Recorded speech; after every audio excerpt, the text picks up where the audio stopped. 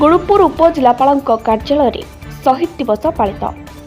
महात्मा गांधी तिरोधाव दिवस को सरकार शहीद दिवस रूपे घोषणा कर मंगलवार पूर्वाह्न गुणुपुर उपजिलापाल कार्यालय परिसर शहीद दिवस पालन पूर्वक 2 मिनिट नीरव प्रार्थना कर उपजिलापाल सुश्री किरणदीप कौर साहटा अध्यक्षत आयोजित नीरव प्रार्थना डेप्यूटी कलेक्टर अभिषेक जाई, सहकारी जिलापाल विपिन चंद्र नायक, सत्यजित नायक, सतीश कुमार बैनी, अतिरिक्त जिला मंगल अधिकारी सूरज नायक, सामाजिक सुरक्षा अधिकारी एल संतोष कुमार, सेक्शन अधिकारी मनोरंजनी काजी, राम साहू समेत कार्यालय समस्त कर्मचारी जोग देते।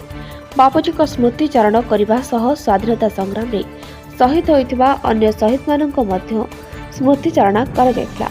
उपखंड सूचना और लोकसंपर्क अधिकारी धनंजय बेहरा तत्वावधान में कार्यक्रम अनुष्ठित होता।